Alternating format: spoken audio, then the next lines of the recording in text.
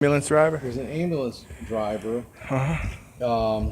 in early part of the war, but he was a United States volunteer. Oh, the volunteer. But he rode on a British ambulance. Mm-hmm. The book is called Ambulance Number 10, Personal Letters from the Front by Leslie Bushwell. Right.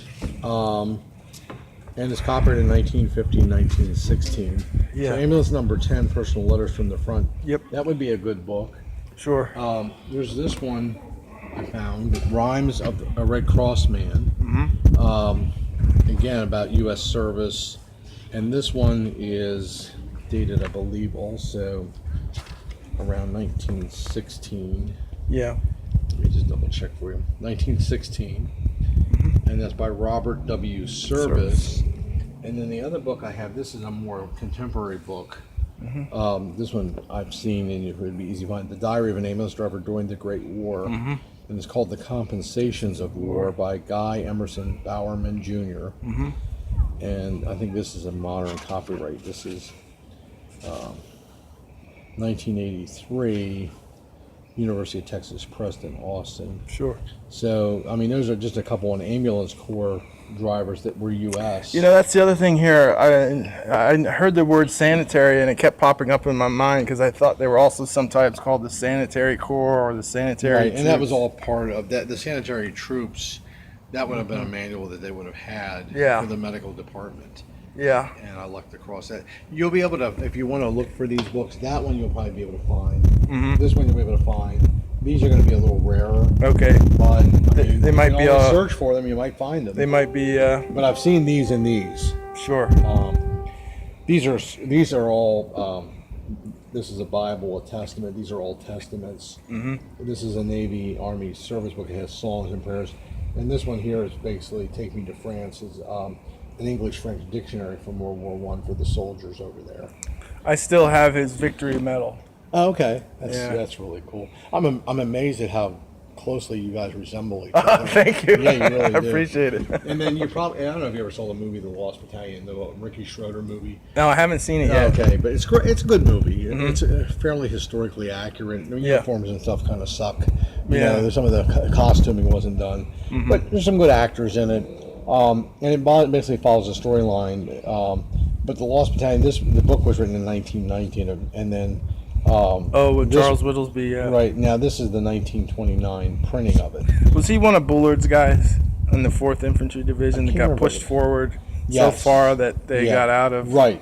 And Yeah. then he never really, he got the Medal of Honor for that. Yeah. As did a couple other people. But it's He psychologically never really- recovered, and actually yeah. he committed Yeah, suicide. jumped off the ship, He I think. walked off a cruise Yeah. ship and Cuba, basically- going to Cuba, I think. Yeah, he was going basically a cruise and just took his own life and Sure. yeah. So, Sad. My grandfather, I have to go back because I did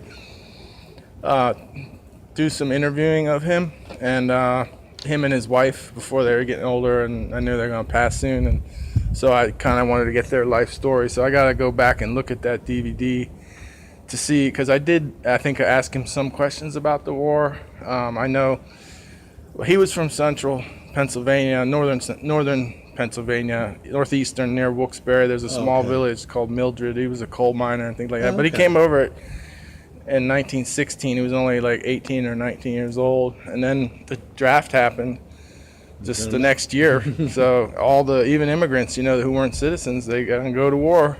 yeah. Yep. And so, Yeah, I grew up at State College. Up Okay. Yeah, I'm a townie. I grew up there.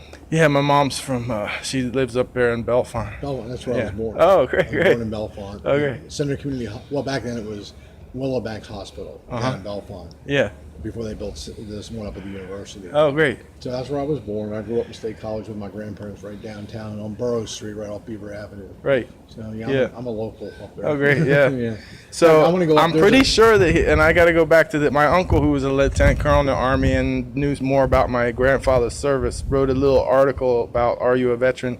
and it talks about my grandfather's service. And I do believe he was in the 79th Division. I got to go back and look at that article to see what regiment he was in, so that I Yeah. can pinpoint like where he was. Because I'm thinking Yeah. now that he was in the freaking Meuse-Argonne offensive, He might have been. like supporting it as an I went ambulance back up. driver. I haven't been up State College for a couple of years, and my brother and sister still live up there, by younger ones. But Bollesburg up there, they have the old Pennsylvania Military Museum, Right, which they right. built when I was a kid. Mm-hmm. They used to have this great diorama in there, life size, of a trench with all these mannequins and everything. Yeah. Well, they've come in and they've basically took 3/4 of that trench thing. It was beautiful, and put it in storage. Oh, and they no. looked at just a little section of it so they could display more things. Stuff. Which has mixed feelings, but they Yeah. do a timeline, and it's September 23rd, 24th this year. And I'm going to go up for that because I do Civil War, I do World War II, I used to do Vietnam. Yeah. Now I'm just doing Civil War, and I can do venues of Civil War anytime. Sure. World War I's hard to find places it to is. go. So I want to go up because I want to display my things, Yeah. and I want to take them out for the public to see. So I'm going to go up and do the timeline right there in Bollesburg. So that's like September 23rd, 24th. Sure. If, Yeah, maybe I'll try to get up there. Yeah. But it's all wars, but it's kind of neat. Yeah. And the 28th Division Shrine is there, which is dedicated to the 28th Division Shrine. that's right. And if the artifacts and the names and everything and all the offenses, it's all On World the War wall I. there, yeah. It's all World War One Yep. stuff on the wall. You've been there, then. Yeah. I've seen pictures. Yeah. Yeah, it's kind of But a museum. now as I start to dig a little deeper, see, I had this conception in my mind, like, okay, my grandfather was an ambulance driver in France. He was in some vehicle way in the back, and he's kind of like not even seeing any bad they stuff. went No, up- no, they were picking people up at the no, front. no. I think They were going out to the trenches Right. from behind and picking people Right, up. I mean, right. there's pictures here. These are French stereo, but this is an ambulance, and where they're